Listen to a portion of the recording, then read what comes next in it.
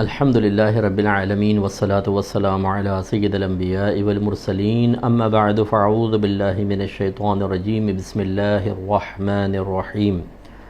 الحمدللہ آج سورہ رعد کا کچھ حصہ جو باقی تھا وہ پورا ہوگا، پھر سورہ ابراہیم، پھر سورہ حجر اور اس کے بعد سورہ نحل کا بھی کچھ حصہ شامل ہوگا اور یعنی شامل ہوا، اور یہ سب بیان کیے گئے تراویح کے اندر، اور خلاصہ قرآن میں بھی ان میں سے چیدہ آیات پر کلام ہوا۔ میں بھی سورہ رعد کی 20ویں آیت سے ذرا آغاز کر کے 29ویں آیت تک کچھ آیات پر کلام کروں گا۔ اللہ تعالیٰ فرماتا ہے الذین یوفون بعہد اللہ ولا ینقضون المیثاق۔ اب اللہ تعالیٰ اس مقام پر دو گروہوں کا ذکر فرما رہا ہے، ایک اچھے لوگ مومنین وغیرہ اور ایک برے لوگ جو کافرین ہے۔ ہمیں یہ غور کرنا ہے کہ ہم میں مومنانہ صفات ہیں یا کافروں اور منافقین کی صفات ہیں۔ قرآن یہی ہمیں بار بار دعوت دیتا ہے کہ ہم سننے کے بعد اپنا احتساب کریں، اچھی چیزوں کو اختیار کریں، اگر پہلے سے اختیار شدہ ہیں تو اللہ تعالیٰ کا شکر ادا کریں، اور بری ہیں تو ان کو دور کریں، اور پہلے سے دور ہیں تو اور مضبوط ہو کر استقامت حاصل کریں۔ تو اللہ تعالیٰ فرماتا ہے الذین، وہ لوگ جو یوفون پورا کرتے ہیں بعہد اللہ، اللہ کے وعدے کو، ولا ینقضون المیثاق، اور ایگریمنٹس نہیں توڑتے ہیں، جو باہم معاہدے کرتے ہیں ان کو نہیں توڑتے ہیں۔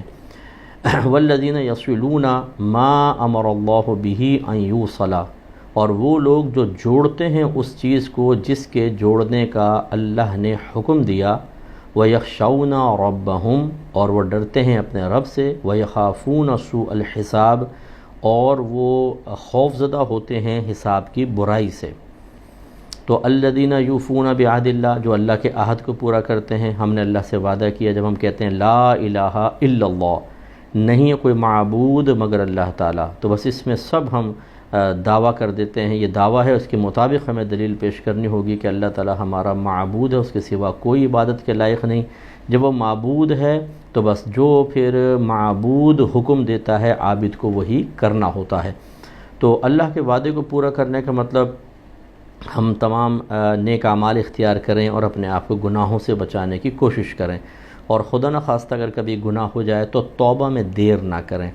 جو کثرت سے گناہ کرے اور جان بوجھ کر کرے، گندی عادات کو اختیار کرے، بری عادات میں مبتلا رہے اور توبہ کی طرف مائل نہ ہو بلکہ ٹال مٹول کرتا رہے، تو گویا کہ وہ اللہ کے وعدے کو، عہد کو پورا نہیں کر رہا ہے۔ اسی طرح ایک شان یہ بیان کی ان لوگوں کے اچھے گروہ کی کہ وہ میثاق کو توڑتے نہیں ہیں، جو عہد کرتے ہیں، جو معاہدات کرتے ہیں ان کو توڑتے نہیں ہیں، یعنی بلا عذر نہیں توڑتے۔ عذر ہو، یہ سامنے والا بھی راضی ہو تو پھر تو توڑنے میں حرج نہیں ہے، لیکن بعض اوقات آپ نے دیکھا ہوگا ہم ایک مکان کا سودا کرتے ہیں کہ یہ میں آپ کو اتنے کا دوں گا، وہ کہتا ہے یس۔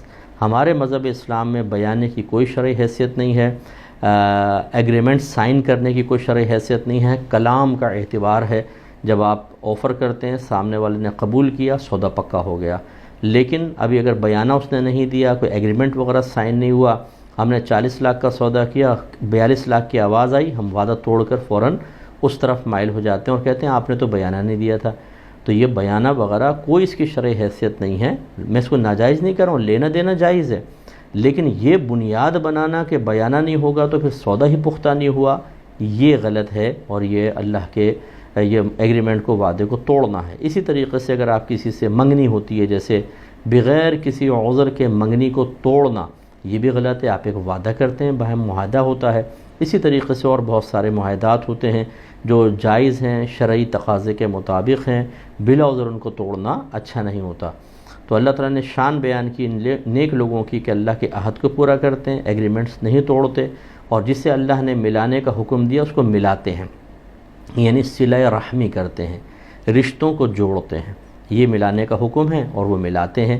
تو اگر فرض کر لیں کوئی بد مذہب ہو گیا اور کافر ہو گیا، یا اس میں کوئی گندی بری خصلتیں ہیں، اگر ہم قریب رہیں گے تو ہم بھی اس میں مبتلا ہو جائیں گے، یا کوئی فتنے باز ہے، جادو ٹونے میں ماہر ہے، یہ بدنام ہے، ایسوں سے قطع تعلق میں تو حرج نہیں ہے، ورنہ رشتہ داروں سے اچھا نیک سلوک جاری رکھنا چاہیے۔ جو بغیر کسی وجہ کے چھوٹی چھوٹی دنیاوی باتوں پہ ناراض ہو کے پیچھے ہٹ جاتے ہیں، ان کا ذکر پھر آگے آ رہا ہے کہ وہ جس چیز کو اللہ نے جوڑنے کا حکم دیا اس کو توڑتے ہیں۔ لہٰذا اپنی رشتہ داریوں کو قائم رکھنا چاہیے، اور اپنے رب سے ڈرتے ہیں۔ ڈرنے کا مطلب، اللہ سے ڈرنے کا مطلب اللہ کے عذاب سے ڈرتے ہیں۔ وہ ان کو خوف ہوتا ہے میں جھوٹ بولوں گا، غیبت کروں گا، چغلی کروں گا، فراڈ کروں گا، پیسہ دباؤں گا، زمین دباؤں گا، وراثت دباؤں گا، بیوی پہ ظلم کروں گا، یا بیوی سوچے کہ میں شوہر سے بدتمیزی کروں گی، سینے پہ چڑھ چڑھ کے گفتگو کروں گی، کیونکہ باہر کی خواتین خاص طور پر ہماری بہنیں برا نہ مانیں کہ قانونی پروٹیکشن کو بنیاد بنا کر شوہر کو ذلیل کرنا، بے عزت کرنا، اس کی آنکھوں میں آ کے ڈال کے گفتگو کرنا جو جائز سمجھی ہوئی ہیں، آخرت میں اس کا حساب و کتاب بہت سخت ہوگا، اور یہ مومن کی شان نہیں۔ مومن تو وہ ہوتا ہے جو اپنے رب سے ڈرتا ہے اور وہ خوف رکھتے ہیں حساب کی برائی سے، یعنی اس بات سے کہ ہم کوئی ایسا غلط عمل نہ کریں کہ جب اللہ کی بارگاہ میں پہنچے تو وہاں حساب و کتاب میں پھنس جائیں۔ ڈے آف ججمنٹ کا خیال رکھنا بہت ضروری ہے، قیامت کا، اللہ کی بارگاہ میں کھڑا ہونا ہے۔ جو ہم سوچ رہے ہیں، جو ہم دیکھ رہے ہیں، جو ہم سن رہے ہیں، جو ہم بول رہے ہیں، جو ہم چھو رہے ہیں، جو ہم لوگوں کے ساتھ رویہ اختیار کر رہے ہیں، ان کا حساب و کتاب ہو سکتا ہے آخرت میں، اس لیے بہت توجہ رکھنی چاہیے۔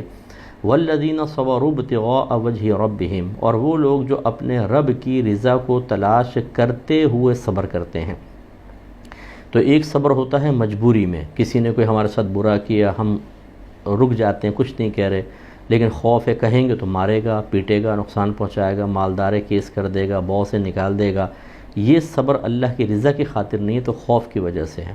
کمال یہ ہے کہ ایسے شخص جو مجبور بھی ہیں وہ بھی صرف اللہ کے لیے کریں، لیکن اس سے بڑا کمال یہ ہے کہ آپ کے پاس طاقت ہے، منصب ہے، سب کچھ کر سکتے ہیں، اور پھر سامنے والا آپ کے ساتھ زیادتی کرے اور آپ اللہ کے لیے درگزر کریں اور صبر کر لیں، یہ بہت بڑی چیز ہوتی ہے۔ وَأَقَامُوا الصَّلَاةَ، اور وہ نماز قائم کرتے ہیں، وَأَنفَقُوا مِمَّا رَزَقْنَاهُمْ سِرًّا وَعَلَانِيَّةً، اور وہ خرچ کرتے ہیں ان میں سے جو ہم نے ان کو دیا، پوشیدہ طور پر، اعلانیہ طور پر، یعنی چھپا کر بھی دیتے ہیں، اور اعلانیہ طور پہ اگر دیتے ہیں تو واہ واہ کے لیے نہیں، ریاکاری کے لیے نہیں، اس لیے نہیں کہ میرا نام پکارا جائے اور میں معروف ہو جاؤں، بلکہ صرف اس لیے تاکہ دوسروں کو ترغیب ملے، وہ اعلانیہ طور پہ دینا صحیح ہے۔ وَيَدْرَؤُونَ بِالْحَسَنَةِ السَّيِّئَةَ، اور وہ دور کرتے ہیں بھلائی کے ساتھ برائی کو۔ اس کا مطلب وہی ہے کہ اگر کوئی برائی کرتا ہے، اچھائی کرتے ہیں، جیسے میرے آقا صلی اللہ علیہ وسلم نے خود پر ظلم و ستم کرنے والوں کو فتح مکہ کے موقع پر بالکل معاف فرما دیا۔ یہ کمال تھا میرے آقا صلی اللہ علیہ وسلم کا، ہمیں بھی ایسا کرنا چاہیے۔ ہم تو جواب میں کہتے ہیں کوئی ہمارے ساتھ ہمیں ایک گالی دیتا ہے، ہم 10 گالی دیتے ہیں، کوئی ایک تھپڑ مارے گا، ہم 10 تھپڑ ماریں گے، کوئی ہمیں ذرا ہمارے ساتھ برائی کرے گا، ہم تو اس کی قبر کھود دیتے ہیں۔ یہ کمال نہیں ہے، کمال یہ ہے کہ کوئی اگر آپ کے ساتھ برائی کرتا ہے، آپ اچھائی کے ساتھ اس کو جواب دیں۔ اب جب یہ ساری خصلتیں جمع ہوں گی تو فائدہ کیا ہوگا؟ اولئک لہم عقبی الدار، یہی وہ لوگ ہیں کہ ان کے لیے آخرت کا گھر ہے، جنات عدن، بسنے کے باغات ہیں، یدخلونہا، یہ داخل ہوں گے اس میں، اور کون؟ ومن صلح من آبائہم وازواجہم وذریاتہم، اور جو اس کے قابل ہوں گے وہ ان کے ساتھ جائیں گے، یعنی ان کے آبا و اجداد اور ان کی بیویاں اور ان کی اولادیں، یعنی کم از کم وہ ایمان پر فوت ہوئے ہیں، عمل تھوڑا کم بھی ہوگا تب بھی اللہ تعالیٰ ان کو ایسے نیک لوگوں کے ساتھ کر دے گا۔ والملائکۃ یدخلون علیہم من کل باب، اور فرشتے داخل ہوں گے ان پر ہر دروازے سے، کیونکہ بڑے بڑے محلات ہوں گے، فرشتے ان کے پاس حاضر ہوں گے اور کیا کہیں گے؟ سلام علیکم، تم پر سلامتی نازل ہو، بما صبرتم، اس کے بدلے میں جو تم نے دنیا میں صبر کیا۔ تو صبر آدمی عبادات پر بھی کرتا ہے، عبادات پہ صبر کیا ہے؟ استقامت سے ادا کرنا۔ گناہوں سے پرہیز پر بھی صبر ہوتا ہے، اس کا مطلب کیا ہے؟ گناہ نہ کرنا۔ بندوں کی، مخلوق کی طرف سے پہنچنے والی اذیت پر بھی صبر ہوتا ہے، اس کا مطلب کیا ہے؟ کہ آپ انتقام نہ لیں، درگزر کر دیں، معاف کر دیں۔ اللہ تعالیٰ کی طرف سے آنے والی آزمائشوں پر بھی صبر ہوتا ہے، اس کا مطلب کیا ہے؟ زبان پہ شکوہ و شکایت جاری نہ ہو، قلب میں بالکل بیزاریت اور خوف نہ ہو، ہمت کر کے اللہ کی رضا پر راضی رہیں، ان کے لیے یہ انعام۔ تو فَنِعْمَ عُقْبَى الدَّارِ، تو کیا ہی اچھا ہے آخرت کا گھر۔ لیکن اب ایک دوسرا گروہ ہے، وَالَّذِينَ يَنْقُضُونَ عَهْدَ اللَّهِ مِنْ بَعْدِ مِيثَاقِهِ، اور وہ لوگ جو توڑتے ہیں اللہ کے عہد کو، اس کو پختہ کرنے کے بعد، وَيَقْطَعُونَ مَا أَمَرَ اللَّهُ بِهِ أَنْ يُوصَلَ، اور کاٹ دیتے ہیں ان رشتوں کو جن کو اللہ نے جوڑنے کا حکم دیا، وَيُفْسِدُونَ فِي الْأَرْضِ، اور فساد پھیلاتے ہیں زمین میں، لڑوا کر، کفر کے ذریعے، گناہوں کے ذریعے اور دیگر معاملات۔ اولئک لہم اللعنہ، یہی وہ لوگ ہیں کہ ان کے لیے لعنت ہے۔ ولہم سوء الدار، اور ان کے لیے گھر کی برائی ہے، یعنی برا گھر ہے آخرت میں۔ تو بس ہمیں چاہیے کہ ہم اچھے اعمال کریں، نیک عمل کریں، اپنے اللہ کو راضی کریں، تو انشاءاللہ بڑا انعام ہے۔ لیکن اگر ہم ایسا نہیں کرتے ہیں اور کفار کے روش پہ جاتے ہیں تو پھر ہمارے لیے آخرت میں سزائیں ہیں۔ اللہ یبسط الرزق لمن یشاء ویقدر، اللہ تعالیٰ کشادہ کر دیتا ہے رزق جس کے لیے چاہتا ہے اور تنگ کر دیتا ہے۔ تو پس یہ اچھی طرح یاد رکھیں، ظاہری اسباب ضرور ہوتے ہیں لیکن حقیقتاً رزق عطا فرمانے والی ذات اللہ تبارک و تعالیٰ کی ہے، تو پہلے اسی کی طرف متوجہ رہیں اور پھر دوسری طرف دیکھیں۔ مثلا اگر میں محنت کرتا ہوں، میرے پاس مال آتا ہے، تو یہ ظاہری سبب تو میری محنت اور وقت نظر آ رہا ہے لیکن حقیقتاً اللہ تعالیٰ نے کرم فرمایا، ورنہ کتنے لوگ ایسے ہیں محنت کرتے ہیں، سرمایہ لگاتے ہیں، سب ڈوب جاتا ہے۔ اور تو اپنا کمال نہ سمجھیں، اللہ کا کمال۔ اور اگر میں تمام تر محنت کے باوجود پھر کچھ ہلاک ہو جاتا ہے، مال ختم ہو جاتا ہے، تو یوں نہ کہیں کہ اپنی بیوی کو جا کر کہیں تیری نحوست کی وجہ سے ایسا ہوا ہے، فلاں شخص کی وجہ سے ایسا ہوا ہے، کوئی پھپھی نے جادو کروا دیا ایسا ہوا ہے۔ اللہ تبارک و تعالیٰ بعض اوقات رزق میں تنگی پیدا فرماتا ہے اور یہ ہماری آزمائش کے لیے ہوتا ہے۔ ہم خواہ مخواہ یہ کنیکشن آپس میں ملا کر اور کسی سے بدگمان ہوتے ہیں، کسی کو منحوس قرار دیتے ہیں اور اپنی آخرت کا نقصان کرتے ہیں۔ وَفَرِحُوا بِالْحَيَاةِ الدُّنْيَا، یہ کفار کے بارے میں اللہ تعالیٰ فرماتا ہے کہ وہ خوش ہوتے ہیں دنیاوی زندگی کے ساتھ، وہ اس پہ مطمئن ہوتے ہیں کفار۔ وَمَا الْحَيَاةُ الدُّنْيَا فِي الْآخِرَةِ إِلَّا مَتَاعٌ، اور دنیاوی زندگی آخرت کے مقابلے میں صرف تھوڑا سا سامان ہے۔ یہ ایک مومن کے لیے بہترین تعلیم ہے۔ کافر تو اسی کو جنت سمجھتا ہے، وہ اسی کے لیے محنت کر رہا ہوتا ہے، وہ اسی کے لیے ناراض ہوتا ہے، وہ اسی کے لیے خوش ہوتا ہے، وہ اسی کے لیے دوستیاں کرتا ہے، وہ اسی کے لیے رشتہ داریاں کرتا ہے۔ مومن کی یہ شان نہیں، اس کے مقابلے میں، اس کے ذہن میں آخرت کے مقابلے میں دنیا اتنی سی ہے۔ اب چونکہ ہمیں زندگی گزارنی ہے، ہمیں گزارا بھی کرنا ہوتا ہے، تو وہ بقدر ضرورت دنیا سے لیتا ضرور ہے لیکن دنیا کی طرف مائل نہیں ہوتا، وراثتیں نہیں دباتا، دھوکہ نہیں دیتا، جھوٹ نہیں، فراڈ کے ذریعے پیسہ نہیں کماتا، لوگوں کو لوٹتا نہیں ہے، نان نفع میں کمی نہیں کرتا، بخل میں مبتلا ہو کر زکوٰۃ وغیرہ فطرہ روک نہیں لیتا ہے۔ اسے پتہ ہے یہ معمولی چیزیں ہیں، یہ مال و متاع سب یہیں رہ جائے گا، وہ اپنی آخرت پہ توجہ رکھتا ہے۔ جو ہمارے بھائی بہن دونوں طرف گروہ کے اندر ہیں، یعنی کسی ایک گروہ میں، وہ ذرا سوچیں، اگر آپ اچھے گروہ میں ہیں کہ آپ آخرت کو دنیا پہ ترجیح دیتے ہیں تو سبحان اللہ، اور اگر آپ دنیا کو آخرت پہ ترجیح دے کر 24 گھنٹے میں آخرت کے بارے میں اتنا سا سوچتے ہیں اور دنیا کے بارے میں اتنا سوچتے ہیں، اور بعض گھرانے تو ایسے ہیں، بہت سے مجھے بھائی بہن ایسے بھی سن رہے ہوں گے کہ اپنے خاندان میں دیکھیں 24 گھنٹے میں آخرت کا تو خیال ہی نہیں آتا، کئی مہینے گزر جاتے ہیں کہ آخرت کے موضوع کے بارے میں گھر میں کلام تک نہیں ہوتا۔ کوئی کرنے بھی لگے تو بولتے ہیں تو کیا مولوی والی باتیں کر رہا ہے، دنیا کی بات کرو، کیسے 4 اور 4 8 ہوں گے، 8 اور 8 16 ہوں گے، ایک بنگلہ دوسرا بنگلہ، ایک مکان دوسرا مکان، ایک دکان دوسری دکان، ایک کاروبار دوسرا کاروبار، ایک گاڑی کے بعد دوسری گاڑی، لباس، سونا چاندی، یہ وہ، تو بھائی یہ سب کچھ یہیں رہ جائے گا، موت ایک جھٹکا ایک دم سب ختم کر دے گا۔ لیکن اس کا مطلب یہ نہیں ہے کہ ان چیزوں سے ہم نفع حاصل نہیں کر سکتے، وہی بقدر ضرورت، اور اس طرح نفع اگر ضرورت سے زائد بھی ہے، اس طرح کہ اپنی آخرت کو نقصان نہ ہو، اس میں اتنی مشغولیت نہ ہو جائے کہ ہماری نماز روزہ چلا جائے، اس میں اتنی اس کی محبت پیدا نہ ہو کہ ہم حرام کی طرف بڑھ جائیں، بس ان چیزوں کا ہمیں خیال رکھنا ہوتا ہے۔ وَيَقُولُ الَّذِينَ كَفَرُوا لَوْلَا أُنزِلَ عَلَيْهِ آيَةٌ مِّن رَّبِّهِ، اور وہ لوگ جو کافر ہوئے کہتے ہیں کہ کیوں نہیں نازل کی گئی علیہ آپ پر کوئی نشانی اللہ تعالیٰ کی طرف سے، یعنی وہ نبی کریم صلی اللہ علیہ وسلم سے کہتے تھے کہ بھئی آپ کو ایسی نشانی بتائیں کہ جس سے آپ کی نبوت پر ہمیں یقین آ جائے۔ اب یہ جہالت کی انتہا ہے۔ میرے آقا صلی اللہ علیہ وسلم تو سراپا اللہ کی نشانی تھے، 40 سال تک آپ ان کے درمیان رہے، کسی استاد کے پاس نہیں گئے، کبھی کسی نے کوئی کتاب آپ کے ہاتھ میں نہیں دیکھی، اہل کتاب کے پاس آپ جاتے نہیں تھے۔ 40 سال کے بعد وہ فصیح و بلیغ کلام سرکار نے کیا، یعنی قرآن کو بیان کیا، جو عام لوگوں کا کلام نہیں تھا۔ وہ عرب لوگ فصیح و بلیغ لوگ تھے، وہ کہتے تھے یہ کسی انسان کا کلام تو نہیں ہو سکتا، یہ کیا یہ بہت بڑی نشانی نہیں تھی؟ 40 سال تک سرکار کی زندگی میں کوئی ایسا نازک پہلو، کوئی ایسا کہ نازک لمحہ نہیں آیا کہ 40ویں سال میں جب اعلان نبوت کیا ہو تو کسی نے کہا ہو کہ آپ نے فلاں وقت میں تو میرے ساتھ ایسا کیا تھا، فلاں وقت ہم نے آپ کو خطا کرتے ہوئے دیکھی تھی. نہیں، بالکل بے داغ زندگی 40 سال تک. یہ سب اعلان نبوت یعنی نبوت کی بہترین نشانیاں تھیں. اس پر یہ کہنا، اچھا پھر معجزات تسلسل سے سرکار دکھا رہے ہیں. چاند کے 2 ٹکڑے کر دیے، سفر معراج پہ سرکار گئے، مٹھی کے اندر کنکریوں کو کلمہ پڑھا دیا میرے آقا نے، اور بہت سارے معجزات.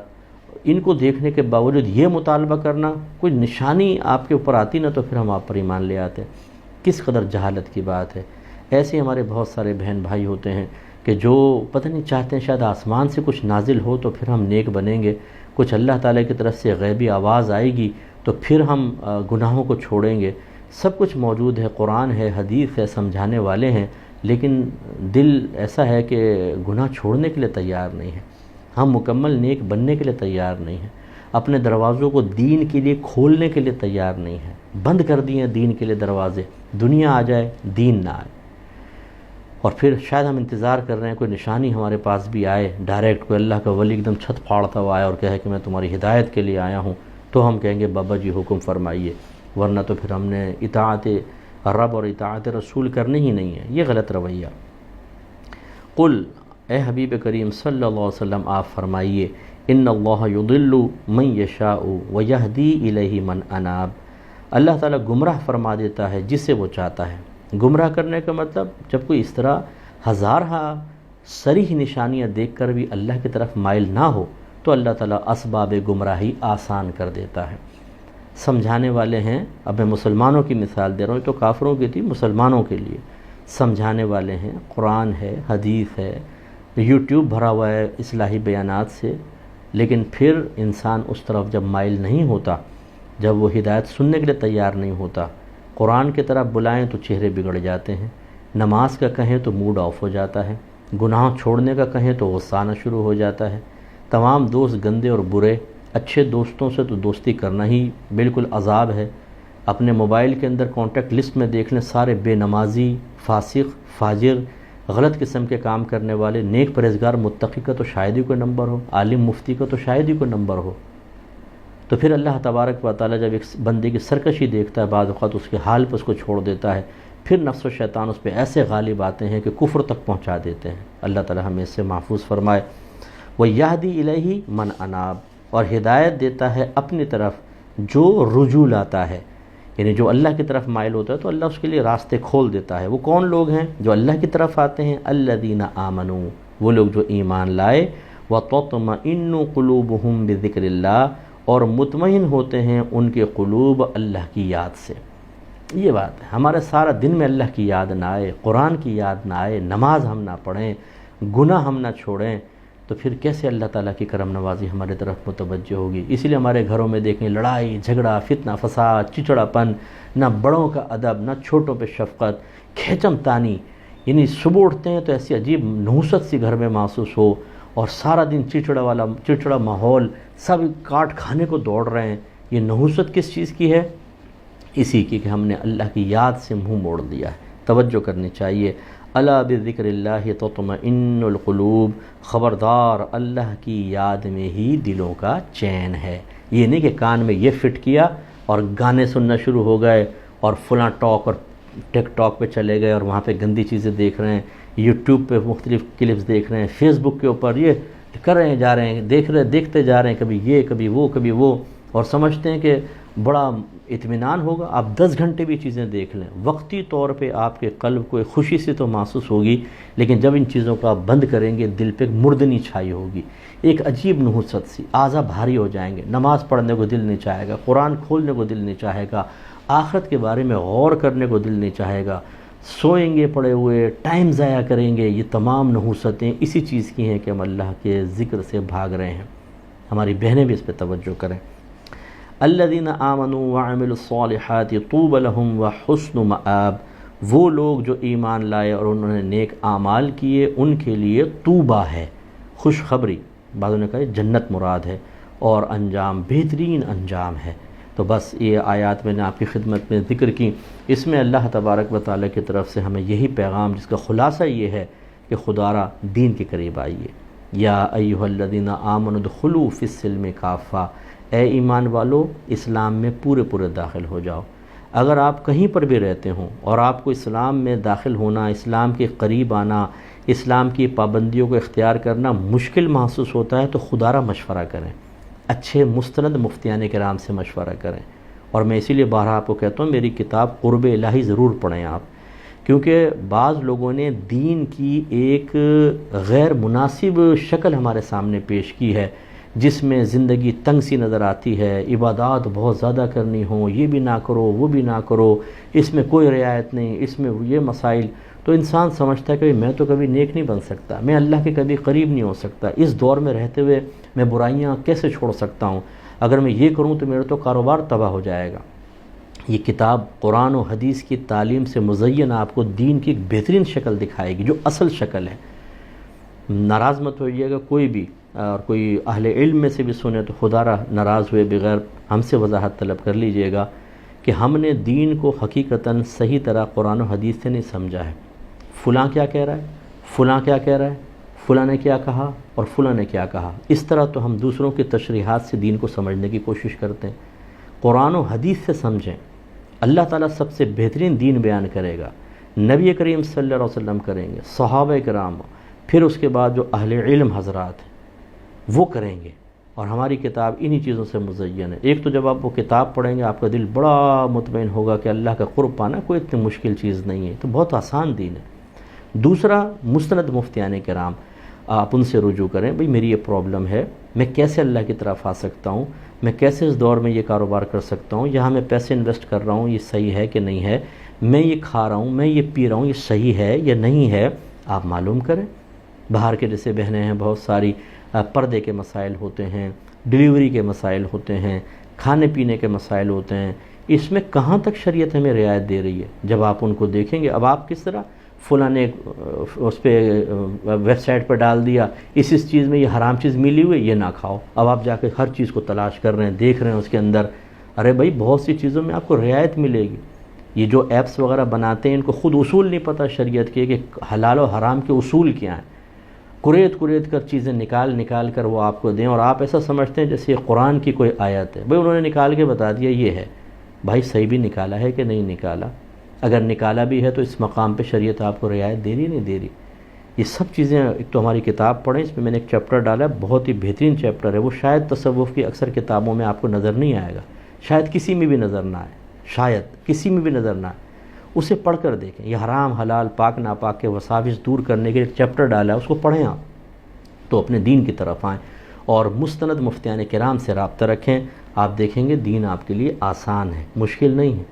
اللہ تعالیٰ ہمارے لیے آسانی چاہتا ہے، تنگی نہیں چاہتا۔ میرے آقا نے فرمایا لوگوں کو خوشخبری سناؤ، انہیں دین سے متنفر مت کرو، اور یہی ہمارا مشن ہے الحمدللہ۔ تو اللہ تعالیٰ سے دعا ہے کہ جو کچھ ہم نے سنا مجھ گناہ گار کو بھی اور آپ کو بھی اس کا عمل پیرا ہونے کی توفیق عطا فرمائے، آمین۔ وآخر دعوانا ان الحمدللہ رب العالمین۔ دعا کر لیجئے، بسم اللہ الرحمن الرحیم، الحمدللہ رب العالمین والصلاة والسلام علی سید الانبیاء والمرسلین، یا ارحم الراحمین یا ارحم الراحمین یا ارحم الراحمین۔ مالک مولا، ہم سب کا آج کے درس قرآن میں شرکت کرنا اپنی بارگاہ میں قبول و منظور فرما لے۔ اے اللہ، ہمارے بھائیوں نے اپنا قیمتی وقت نکالا، ہماری بہنوں نے اپنی بہت سی مصروفیات چھوڑ کر تیری بارگاہ میں تیری رضا کی خاطر حاضری اختیار کی۔ اللہ تعالی ہماری اس حاضری کو قبول فرما لے۔ یقیناً اس آنے میں ہمارا کوئی کمال نہیں، تو نے ہی ہمیں ہمت دی، توفیق دی، ذہن دیا، نیت دی، بیٹھنے کی ہمت عطا فرمائی۔ اللہ تعالیٰ اب ہمارا بیٹھنا قبول فرما کر اس بیٹھنے کو ہماری نجات اور بخشش کا ذریعہ بھی بنا دے۔ اے اللہ، ہمارے تمام صغیرہ کبیرہ ظاہری باطنی گناہ معاف فرما دے، درجات کی بلندی عطا فرما، تمام نیک اعمال اپنی بارگاہ میں قبول و منظور فرما لے۔ اے اللہ، ہمیں اچھے نیک دوست عطا فرما، برے دوستوں کی صحبت سے محفوظ فرما۔ اے اللہ تعالی، ہمارے ذہن، ہماری آنکھوں، ہمارے کانوں، ہماری زبان، ہمارے قلوب، ہمارے تمام افعال و اعمال سب کو پاکیزہ کر دے، گندگی سے محفوظ فرما۔ اے اللہ، ہم سب کو گناہوں سے شدید نفرت عطا فرما، ہمیں نیکیوں سے پیار عطا فرما دے۔ ہم سب کے لیے گناہ کرنا بے حد مشکل بنا دے، نیک عمل کرنا بے حد آسان فرما دے۔ اے اللہ، جو مرد حضرات اپنی بیویوں سے خیانت کر رہے ہیں، غیر عورتوں کی طرف میلان ہے، اللہ تعالیٰ توبہ کی توفیق عطا فرما۔ جو ہماری بہنیں نادانی میں اور نفس و شیطان کی اطاعت کرتے ہوئے شوہر کے ہونے کے باوجود غیر مردوں کی طرف مائلان رکھتی ہیں، اللہ تعالیٰ ان کے دلوں میں ان لوگوں کی نفرت ڈال دے۔ اس امانت میں خیانت سے بچنے کی توفیق عطا فرما، ورنہ میدان محشر میں ایسی عورت کو شوہر کے سامنے کھڑا کر کے حساب دلوایا جائے گا۔ اللہ تعالیٰ ہمیں محفوظ فرما دے۔ اے اللہ تعالیٰ جو ہمارے بھائی بہن خدا نخواستہ زنا کے عادی ہیں، اللہ تعالیٰ ان کے دل میں زنا کی نفرت ڈال دے۔ جو ڈرگس کے عادی ہیں، نشہ کرتے ہیں، اللہ تعالیٰ نشے کی نفرت ڈال دے۔ جو غیبت اور چغلی بالکل کھل کر اور بے خوف و خطر کر رہے ہیں، اللہ تعالیٰ انہیں زبان کی حفاظت کا شعور عطا فرما۔ جو ذہن میں گندے خیالات لا کر ان سے حصول لذت کے لیے بہت سارے عمل کر رہے ہیں اور پھر کسی نہ کسی گناہ پر اس کا اختتام ہوتا ہے، اللہ تعالیٰ ہمارے ذہنوں کو پاکیزگی عطا فرما اور اس بری لعنت سے محفوظ فرما دے۔ اے اللہ تعالیٰ جو فحش ویب سائٹس کا وزٹ کرتے ہیں، گندہ لٹریچر پڑھتے ہیں، سنتے ہیں، دیکھتے ہیں، اللہ تعالیٰ اس عادت بد کو دور فرما دے۔ ہمارے وہ نوجوان جو کسی بھی طریقے سے غلط طریقے سے خود پر غسل واجب کرتے ہیں، گناہ کرتے ہیں، اے اللہ تعالیٰ انہیں اس بد عادت سے نجات عطا فرما۔ اے مالک و مولا جو حرام کما رہے ہیں انہیں حرام کی قباحت سمجھنے کی توفیق عطا فرما۔ اے اللہ تعالیٰ انہیں اپنی ذات پر بھروسہ عطا فرما دے۔ اے مالک و مولا ان کے لیے رزق حلال کے دروازے کھول دے کہ حرام کی طرف جانے کی نوبت ہی نہ آئے۔ اے اللہ تعالیٰ جنہوں نے پیسہ انویسٹ کیا ہوا ہے انہیں کم از کم ایک دفعہ کسی مستند مفتی صاحب سے رابطہ کرنے کی توفیق عطا فرما، کیونکہ ایسا نہ ہو کہ وہ عرصہ دراز تک حرام کھاتے رہیں اور ان کو احساس و شعور ہی نہ ہو۔ خاص طور پہ دعا فرمائیں ہمارے ان بھائی بہنوں کے لیے کہ جو ہمارے ساتھ دین کے کاموں میں مالی تعاون کرتے ہیں، اپنے لیے ثواب جاریہ کرتے ہیں، اپنی نجات کا ذریعہ بناتے ہیں اور ہمارے لیے دین میں آسانی پیدا کرتے ہیں، جس کی برکت سے ہم عالم بنا رہے ہیں، عالمات بنا رہے ہیں، ہم مفتی بنا رہے ہیں، مفتیات بنا رہے ہیں اور سینکڑوں ہزاروں بچے ہماری اکیڈمی سے فارغ ہو کر دین اسلام کی اخلاص سے خدمت کر کے ان کے لیے بہت بڑا ثواب جاریہ بنتے ہی چلے جا رہے ہیں۔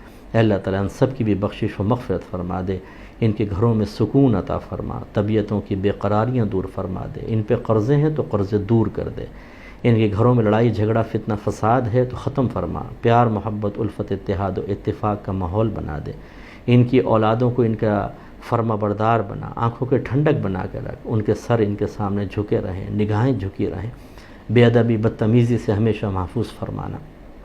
اللہ تعالیٰ ان کی نسلوں کو بلکہ نسلوں کی نسلوں کو بھی اپنا مطیع و فرما بردار بنا کر رکھنا، ہر قسم کی بری عادت، بری صحبت اور برے عمل اور برے کردار سے محفوظ فرمانا۔ اے اللہ تعالیٰ ان میں جن کے گھروں میں جوان بہنیں بیٹیاں موجود ہیں ان کے اچھے رشتے دلوا دے، جو دنیاوی وجوہات کی بنا پہ ناراض ہیں انہیں محبت سے رہنے کی توفیق عطا فرما، جو بے اولاد ہیں ان کو بہت ہی پیارے پیارے بیٹے، خوبصورت بیٹیاں عطا فرما دے۔ اے اللہ ہماری وہ بہنیں جن کی ابھی گود ویران ہے، اللہ تعالیٰ اپنے حبیب کے صدقے میں ان کی گودوں کو آباد کر دے، انہیں پیارے پیارے بچے عطا فرما۔ اور جب تک تیری مصلحت صحیحہ کے بنا پر کسی نعمت سے محرومی ہے، کسی بھی شکل میں، کسی بھی جہت سے، اللہ تعالیٰ ہمیں صبر کی توفیق عطا فرما اور اپنی رضا پر راضی رہنے کی توفیق و ہمت عطا فرما دے۔ اے مالک مولا جس طرح ہم سب یہاں جمع ہوئے جنت الفردوس میں اپنے حبیب کریم صلی اللہ علیہ وسلم کے مبارک قدموں میں دائمی طور پر جمع ہونے کی توفیق عطا فرمانا۔ صلی اللہ تعالی علی خیر خلقہ و نور عرشہ سیدنا و مولانا محمد وعلی آلہ و صحبہ اجمعین برحمتک یا ارحم الراحمین۔